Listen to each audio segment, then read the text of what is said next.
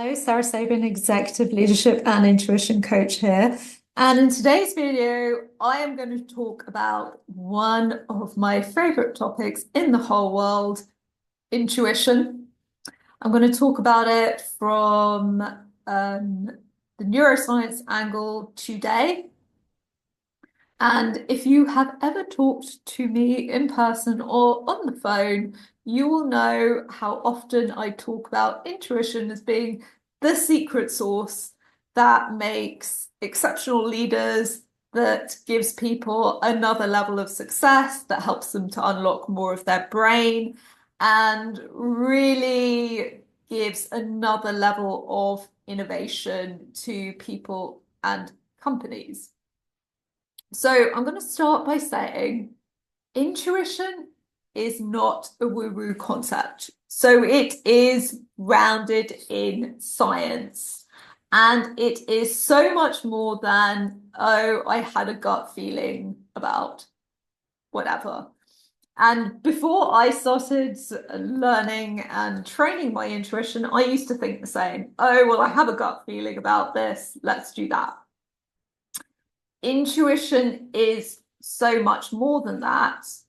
And also understanding the interplay between emotion and intuition is really important to have a deeper understanding of what intuition is and what it isn't. So, intuition is grounded in neuroscience. In our brain, we have conscious and unconscious memory. So the easiest way to think about it is our brain is like a filing system. So you have the main filing room with the most recent files, and then you have all of the older files that have to go into an archiving room at some point because there's just no more room to put more files in the main filing room. But you know, obviously, that archive is there for when you want to go back and look at older information. So our brain is the same in that it's kind of like an archive room. And the more we learn and experience, as you can imagine, the greater the unconscious archive. So your unconscious brain can process various data simultaneously in the background. It works far, far quicker than the rational part of the mind. And basically, subliminal processing and that implicit knowledge that we draw from various sources and is unconscious, unless we make it conscious, is our intuition. So our brilliant brain can literally call up knowledge in a flash when we most need it. And it works far quicker than the rational part of the mind. So an example of this that I like to give is a real story of a fireman that went out to deal with a fire.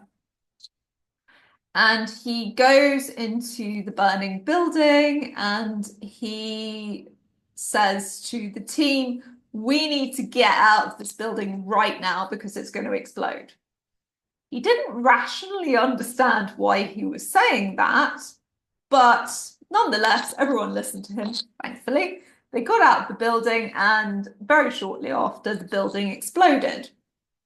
Now, what had actually happened was many decades ago, he had been in a fire where he had seen that certain type of smoke signals are present in an area that is about to explode. And his unconscious brain had literally called up that memory and given him a very quick instruction to get out of that building as soon as possible. So there are various parts of the brain that are relevant in this whole process. You've got the limbic system, which is the emotional powerhouse of the brain, and that has lightning fast recall of memories and is combined with the emotional processing of the amygdala, and it forms the foundation of many intuitive insights. One very important caveat, and you will hear me say this a lot, emotional triggering or being emotionally triggered or in an emotional state means that your intuition is actually blocked. So the problem is actually that most people don't know when they're emotionally triggered. But if you can be aware of that, know that it does block your intuition. And unfortunately, people often confuse emotion with intuition, which is a whole other can of worms, which I will cover another day. Going on to other regions of the brain, you've got the prefrontal cortex, which integrates emotion with reason. Again, it is not functioning properly if you are emotionally triggered. So if you're emotionally triggered, your rational mind literally goes offline. And as I said before, the problem is most people don't know that they are triggered a lot of the time. So what that means is you could be making a decision at work thinking, well, this is a very rational decision for me to be making, yay me. But actually that decision is driven out of fear that you're not even acknowledging that you're feeling at that time. The other regions of the brain that are important in this whole process is the insula, which is basically processing signals from the body and integrating information with thoughts and emotions. So it's responsible for that mind-body connection. We've got the right hemisphere, which excels at pattern recognition and holistic thinking, the left hemisphere that is busy analysing detail. So the right is taking in the whole picture, making connections that might not be immediately obvious otherwise.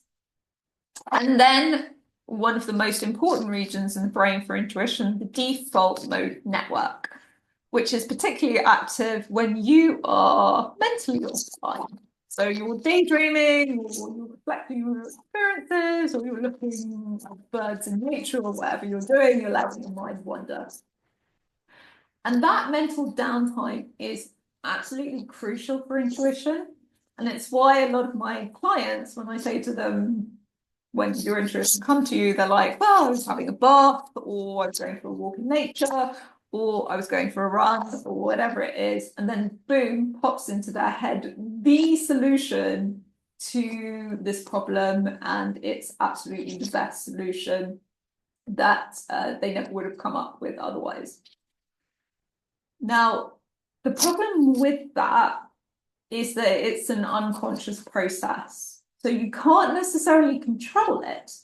However, you can learn to make an unconscious process conscious. So you can train your intuition to call it up on demand, which, as you can imagine, is very useful. So in this video, I'm literally scratching the surface of the massive topic that is intuition, but wanted to start today just with some of the neuroscience behind intuition, and there will be more videos to follow on this topic.